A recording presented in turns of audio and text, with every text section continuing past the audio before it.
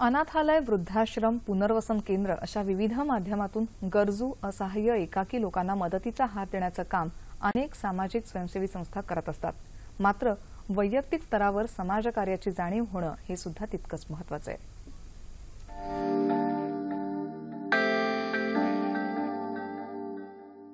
विधभर पोटाची खळगी भरण्यासाठी प्रत्येकाची धडपड सुरू असते।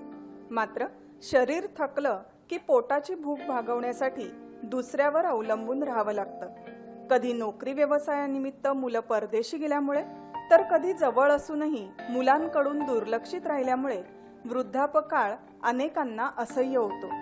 यातल्या काहींना शेजाऱ्या पाजाऱ्यांकडून, समाजाकडून तात्पुरती मदत मिळते, तथापि कायमस्वरूपी मदत मिळवून देणारे सामाजिक कार्यकर्ते, स्वयंसेवी संस्था असतात ज्यांची माहिती देण्याचं काम प्रसार माध्यम करत असतात।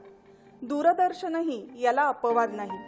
आमची रिपोर्टर तबस्सुम मलिक हिनं अशाच एका सामाजिक कार्यकर्त्याला आपल्या समोर आणलं आहे, ज्यांनी आपल्या पत्नीच्या सहकार्यानं एकाकी वृद्धांना मोफत जेवणाचे डबे पुरवायचं काम गेली 4 वर्ष अव्याहतपणे सुरू ठेवलंय। ऐसे जो बुजुर्ग लोग हैं उनकी परवाह करने के लिए, उनकी देखभाल करने के लिए मार्क डिसूजा है जो उनको फ्री लंच देते हैं।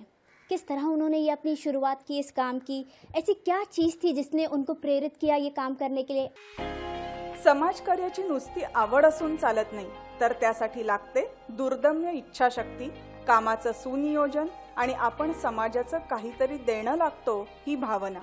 त्यामुळेच मार्क डिसूजांनी या वयातही दुसऱ्यांकडून आर्थिक मदत न स्वीकारता अन्नदानाचा हा महायज्ञ सुरू ठेवलाय।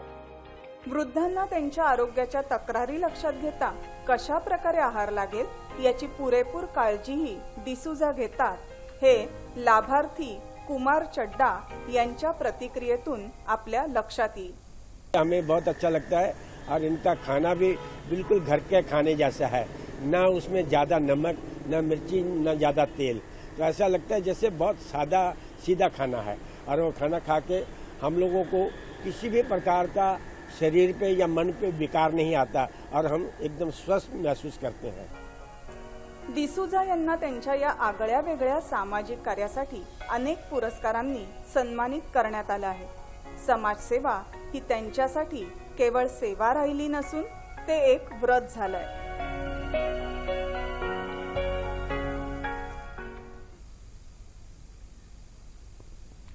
स्वतःच्या वृद्धापकाळात वृद्धांच्या समस्या ओळखून त्यांच्यासाठी अन्नदानाचं महान कार्य करणारे डिसूजा दाम्पत्य आज आपल्या स्टुडिओत आले आहेत। नमस्कार। 9:30च्या बातम्यांमध्ये आपलं खूप खूप स्वागत।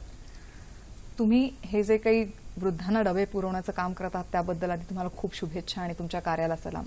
धन्यवाद। मुळात तुम्हाला ही कल्पना कशी सुचली? हे आम्ही लहान होतो तेव्हापासून माझं एक हे होतं की मी माझ्या आई वडिलांना बघणार आहे, पण योग्य असं झालं की आई लवकर सोडून गेली आणि बाबा बरोबर होतो, आणि लहान होतो तेव्हा या मावशी त्या मात्याकडे। मग आता मोठं झाल्यानंतर ऑफिसमध्ये बसून एक दिवस असं एक आठवण आली की तुम्ही काहीतरी करा। त्याच्याबद्दल चालू केलं।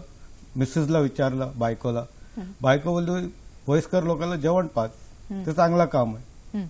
तर त्याच्यामध्ये चालू केलं। 5 ते 12 नोव्हेंबर 2014 हा डबा कार्यक्रम आपण चालू केला।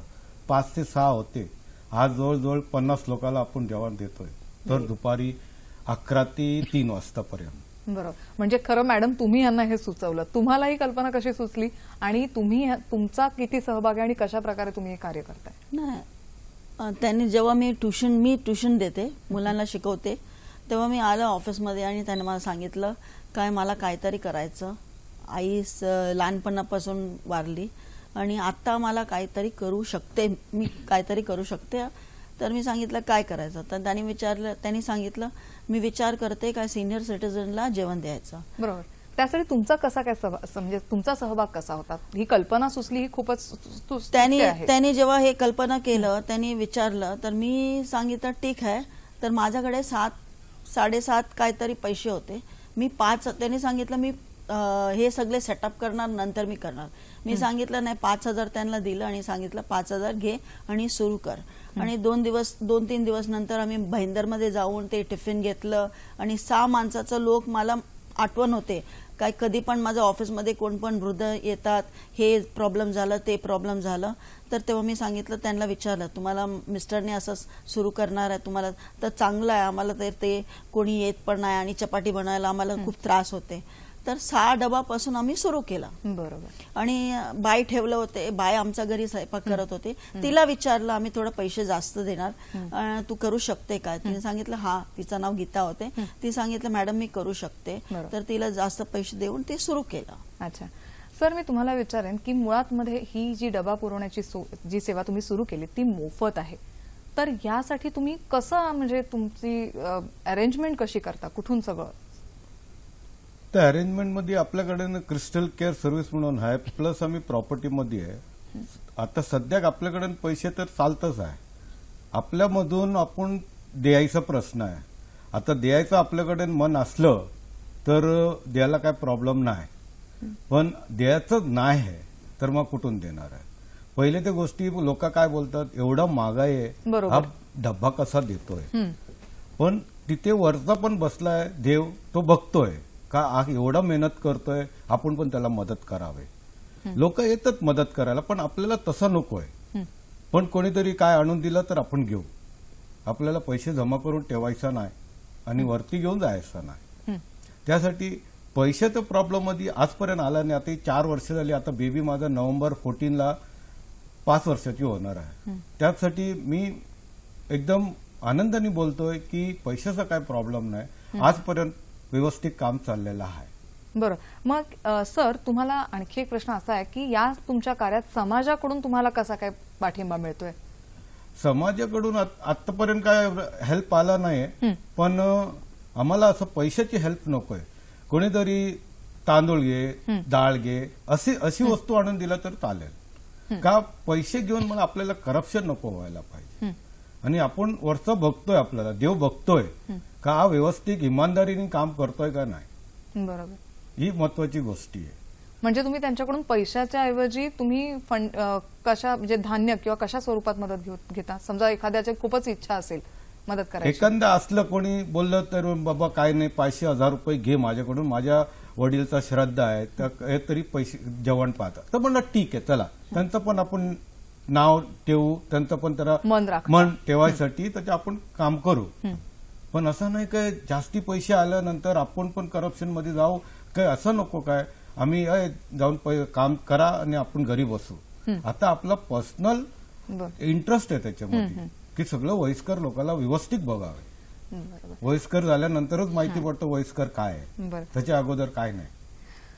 मॅडम, इतक्या आता वृद्धांना डबा पुरवायचा म्हणजे तसं सोपं पण नाहीये, कारण का त्यांच्याही आरोग्याच्या काही अडचणी असतात, पुन्हा त्याबरोबरच त्यांच्या जेवणाचा दर्जा सुद्धा कायम राखावा लागतो. तर याची अरेंजमेंट किंवा ह्याचं मॅनेजमेंट तुम्ही कशी करता? मॅनेजमेंटमध्ये काय आता सकाळी 6 वाजता 2 किंवा 3 दिवस मध्ये मी स्टेशनमध्ये जाऊन ते होलसेलमध्ये भाजी घेऊन येते आणि जे बाई बनवते ती तर तिला लिस्ट बनवून ठेवलं आहे काय हे दिवस हे करायचं. तर तिला व्यवस्थित मसाला बिसाला सगळे मी रात्री 1-1.5 वाजता आम्हाला ते भाजी कापायला आणि ते रेडी ठेवायला, कारण 9 वाजता आमचा एक डबा जातात, 9 वाजता 3 डबा जातात आणि ते सकाळी आम्हाला 9 वाजतापर्यंत आम्हाला ते कम्प्लीट करायला पाहिजे. तर मी तिला मदत करते, तसं भाजी आणि ह्यांना पण मदत करते, भाजी आणायचं ते सगळे सेटअप करायला मी त्यांच्या बरोबर आहे. आणि जे डबा पुरणायचं ते लोकांना जाऊन द्यायचं तर तो जाऊन देते.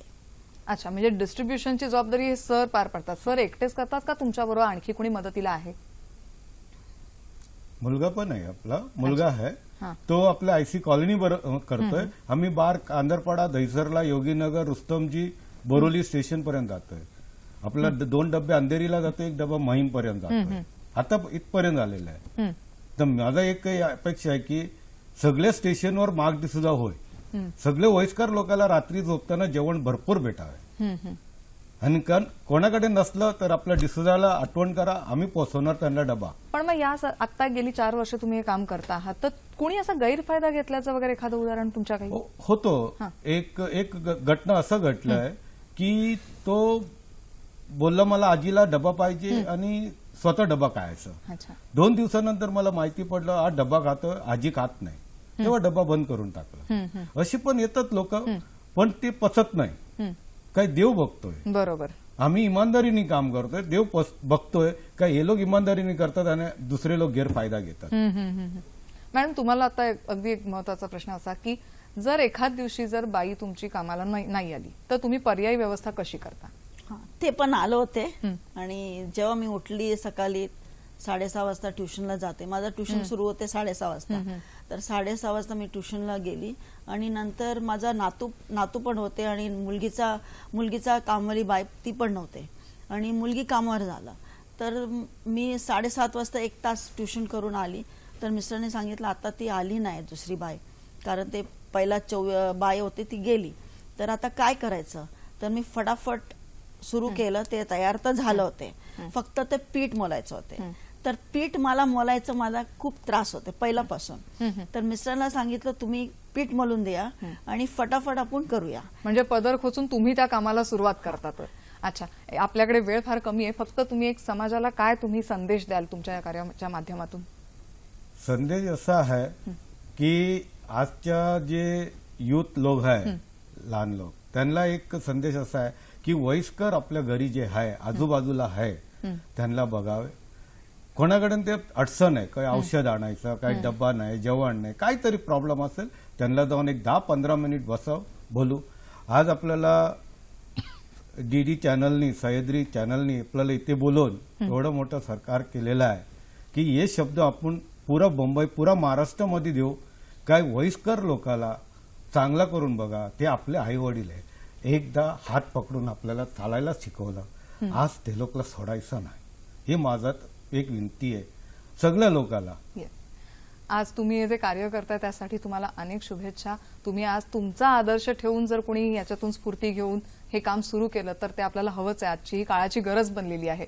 आज तुम्ही इथे आलात आणि आमच्याबरोबर ही चर्चा केलीत, लोकांना माहिती दिलीत, त्याबद्दल सह्याद्री वाहिनीतर्फे मी धन्यवाद. आभार.